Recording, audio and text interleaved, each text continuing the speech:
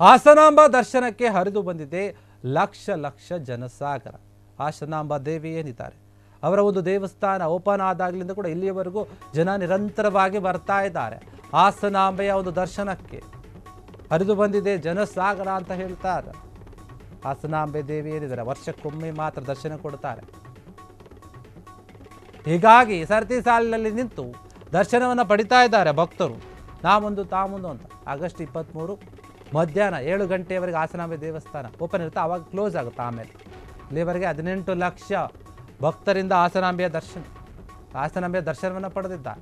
ಇದು ದೀಪಾವಳಿ ಹಬ್ಬದ ಹಿನ್ನೆಲೆ ಅಪಾರ ಜನಸಂಖ್ಯೆ ಅಥವಾ ಭಕ್ತರು ಬರುವಂಥ ಸಾಧ್ಯತೆ ಇದೆ. ಬರ್ತಾ ಇದ್ದಾರೆ ಕೂಡ. ರಾಜ್ಯದ ಮೂಲೆ ಮೂಲೆಗಳಿಂದ ಹಾಸನಾಂಬೆ ದೇಗುಲಕ್ಕೆ ಆಗಮಿಸ್ತಾ ಇದ್ದಾರೆ ಭಕ್ತರು ಎಲ್ಲರೂ ಕೂಡ.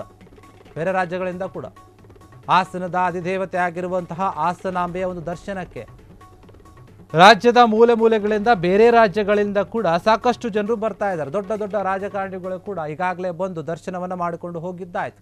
ಸಿದ್ದರಾಮಯ್ಯ ಆಯಿತು, DK ಶಿವಕುಮಾರ್ ಆಯಿತು, HD ಕುಮಾರಸ್ವಾಮಿ ಆಯಿತು, ಯತ್ನಾಳ ಆಯಿತು, ಲಕ್ಷ್ಮೀ ಹೆಬ್ಬಾಳ್ಕರ್ ಆಯಿತು. ಹೀಗೆ ಅನೇಕ ಒಂದು ರಾಜಕಾರಣಿಗಳು ಎಲ್ಲರೂ ಬಂದರು. ರೇವಣ್ಣ ದಂಪತಿಗಳು ಕೂಡ ಬಂದರು.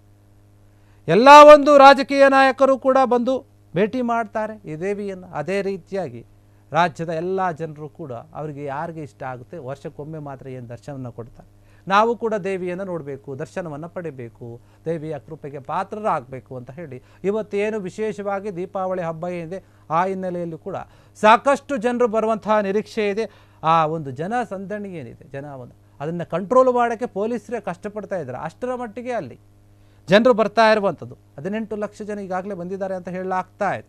ಇನ್ನೂ ಕೂಡ ಹೆಚ್ಚಾಗುವಂಥ ಒಂದು ಸಾಧ್ಯತೆ ಇದೆ.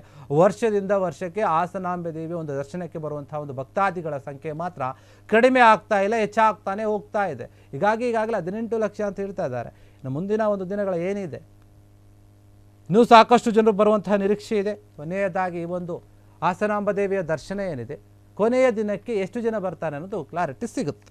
ಕ್ಷಣ ಕ್ಷಣದ ಸುದ್ದಿಗಳಿಗಾಗಿ ಫ್ರೀಡಂ ಟಿವಿ ಸಬ್ಸ್ಕ್ರೈಬ್ ಮಾಡಿ, ಲೈಕ್ ಮಾಡಿ ಹಾಗೂ ಫಾಲೋ ಮಾಡಿ. ಹೊಸ ಸುದ್ದಿಗಳ ನೋಟಿಫಿಕೇಶನ್ಗಾಗಿ ಬೆಲ್ ಐಕಾನ್ ಮೇಲೆ ಕ್ಲಿಕ್ ಮಾಡಿ.